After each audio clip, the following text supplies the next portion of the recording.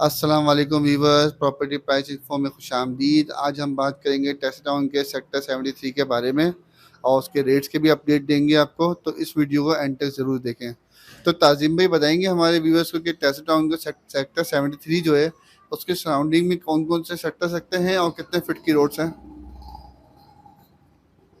जैन भाई, अगर हम सेक्टर 73 की बात करते हैं तो ये आप कह लें कि एक तरफ को जो है इसके वॉल ही आ जाती है, तेसर टाउन की एंडिंग कहलाती है, बैक साइड को पे इसके वॉल आ जाती है। एक तरफ को इससे 63 आ जाता है, एक तरफ इसके जो है 74 सेक्टर लगता है और इसकी जो फ्रंट है वो 73A आता है। अच्छा, इसकी जो चारों तरफ की रोड्स हैं वो 100 फीट की हैं और जो इसकी जो सेंटर में जो है वो 4 सेक्टर हैं इसके, 1, 2 और 3 और 4। ये सेक्टर हैं, सेक्टर की जो डिवाइडिंग है वो 60 फीट की होती हैं। जैसे वो तेसर टाउन के अंदर सब सेक्टर जो हैं वो सब सेक्टर 60 फीट रोड के ही आते हैं। सलमान भाई इसके अंदर बताएंगे कि कौन कौन सी कैटेगरीज हैं। अच्छा, इसमें जैन भाई वही चार सब सेक्टर हैं, तो उसके अंदर जो मेन डिवीजन है वो 80, 120, 240 और 400 गज है। इससे बड़े प्लॉट नहीं आते। बाकी इसके अंदर कमर्शियल होंगे और कुछ छोटे कमर्शियल भी होंगे इसके अंदर। ताजिम भाई बताएं कि इसके अंदर ये प्लॉट जो है लीज भी होते हैं या नहीं होते, सिर्फ ट्रांसफर पे सेल परचेज तो होती है इसके अंदर। जहन भाई, ये काफ़ी लोगों के दिल में जहन में सवाल एक आ रहा होता है कि यार ये जो तेसर टाउन है या जो छोटी इन्वेस्टमेंट होती है इसके अंदर लीज फाइलें आपको बहुत कम नज़र आती हैं। बेसिक इसका इशू ये होता है कि जो आपकी फाइलें हैं, तेसर टाउन की जो फाइल है वो 6-7 लाख की फाइल है। उसके ऊपर अगर हम लीज पे चले जाते हैं तो उसकी जो कैटेगरी होती है उसके हिसाब से जो इसकी ट्रांजेक्शन हो जाती है वो थोड़ी कॉस्टली हो जाती है। उसके ऊपर जो आप कह सकते हैं लीज का जो खर्चा होता है सेल डीड का, वो काफ़ी ज़्यादा हो जाता है। तो इस वजह से मेजोरिटी जो है वो ट्रांसफ़र पे रखना इसको मुनासिब समझते हैं। ट्रांसफ़र इसका जो 30-35 हज़ार रुपये में हो जाता है और फिर आपको कहीं जाना नहीं होता है, सीधा आप सोसाइटी ऑफिस जाते हैं, वहाँ आपको ट्रांसफ़र मिल जाता है इसका। तो वो थोड़ा-सा रिलैक्सेशन मिल जाती है लेने और देने वाले को, दोनों को। तो इस वजह से नहीं है, लेकिन आप इसके अंदर लीज़ फाइलें भी कुछ लोगों को काफ़ी मिल जाती हैं। 1 आध 2 फाइलें हर सेक्टर में, सब सेक्टर में नज़र आती हैं लीज़ फाइलें भी। तो सलमान भाई ये बताइएगा कि इसके अंदर जो रेट्स हैं 120, 80, 120 इसके बाकी कैटेगरी के, वो क्या चल रहे हैं और रेट इसके रिवर्स हुए हैं या स्टिल हुए हुए हैं इसके रेट। जैन भाई, रेट जो है वो सेक्टर 73 का वैसे ही कम आता है, क्योंकि इसके साथ जैसे 63 है वो टोटल उसके अंदर कमर्शियल हैं सारे, वो इंडस्ट्रियल प्लॉट्स हैं उसके अंदर, वो भी गैर आबाद है। और जो इसकी सराउंडिंग है उसमें भी कोई अभी आबादी नहीं आती, तो एक तरह का लास्ट का सेक्टर ही कहलाता है, क्योंकि एक साइड तो इसके बाउंड्री आ रही है। तो जो एवरेज आपको एक 80 गज का नॉर्मल प्लॉट है वो तकरीबन आपको ये रखेंगे 3 से 5 लाख के दरमियान कहीं भी मिल सकता है। और 120 की अगर कैटेगरी आप लेने जाएंगे तो आप ये समझ लेंगे तकरीबन 4.5 लाख से लेके तो 6 लाख रुपए के दरमियान कहीं भी आपको 120 भी मिल सकता है, डिपेंडिंग ऑन द लोकेशन। अगर पार फेसिंग है या कॉर्नर है या कोई 40 फीट रोड पे आता है, क्योंकि नॉर्मल प्लॉट जैसे साइज है उसमें रोड का वो तो 30 फीट है। अगर 40 फीट का होगा या 60 फीट होगा उसकी फिर कैटेगरी चेंज हो जाती है। बाकी रह गया 240 और 400, वो हम लोग इसीलिए इसको ज़्यादा टच नहीं करते हैं। काफ़ी लोगों का इस पर कमेंट भी आ रहे होते हैं कि आप वो रेट नहीं दे रहे हैं। उसके ना देने की सबसे बड़ी वजह ये है कि एक तो उसकी ट्रांजैक्शन ना होने के बराबर है, क्योंकि जो शुरू के सेक्टर्स हैं इनके अंदर तो 400 फिर भी लेते हैं, क्योंकि वो शारा तेसर या उसके ऊपर आ रहे हैं तो उनको वैल्यू बन जाती है उनकी। अंदर की जो जितनी भी फाइल्स हैं ना, इनकी ट्रांजैक्शन कम है, क्योंकि जो कॉस्ट ऑफ लैंड है वो ज़्यादा है और उसकी जो ट्रांजैक्शन अमाउंट मिल रही होती है वैल्यू वो बहुत कम मिलती है, तो इसलिए उसकी ट्रांजैक्शन होती ही नहीं है इतनी।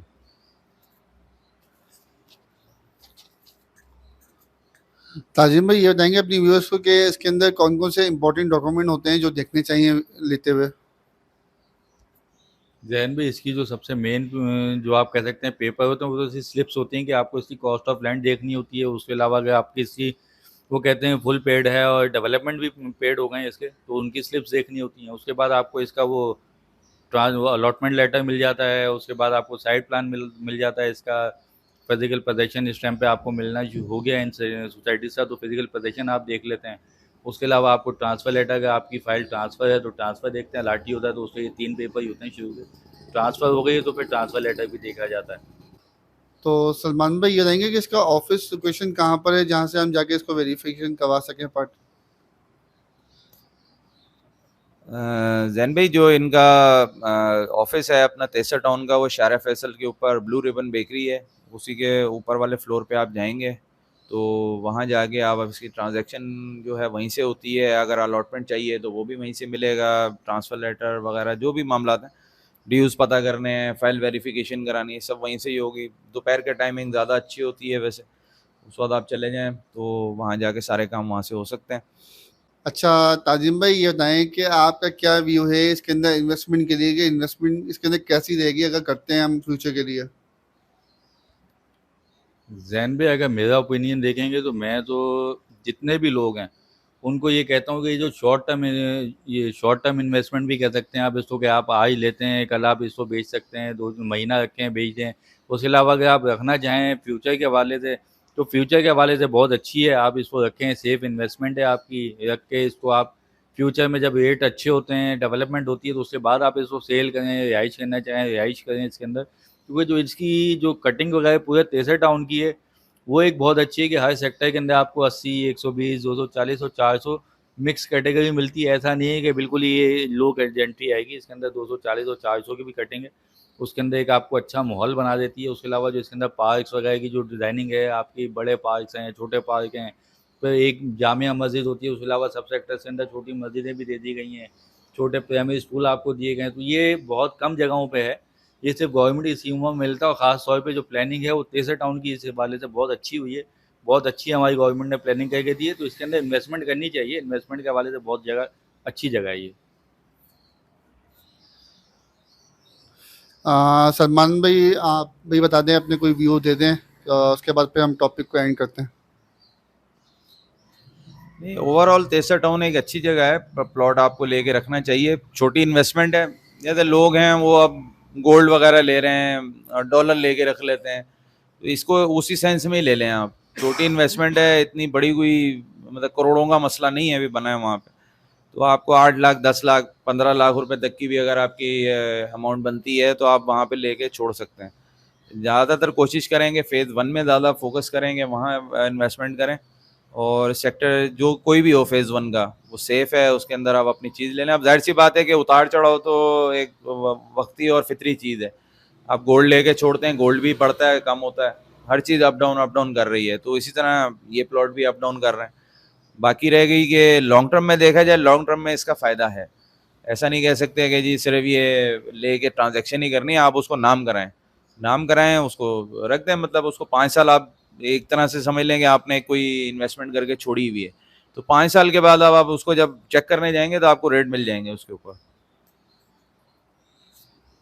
तो नाजरीन, ये थी हमारी छोटी सी कोशिश, जो कि हमने आपको 73 के बारे में बताया बहुत कुछ।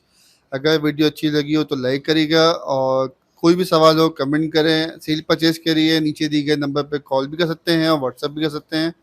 वीडियो देखने का बहुत बहुत शुक्रिया। खुदा हाफिज़।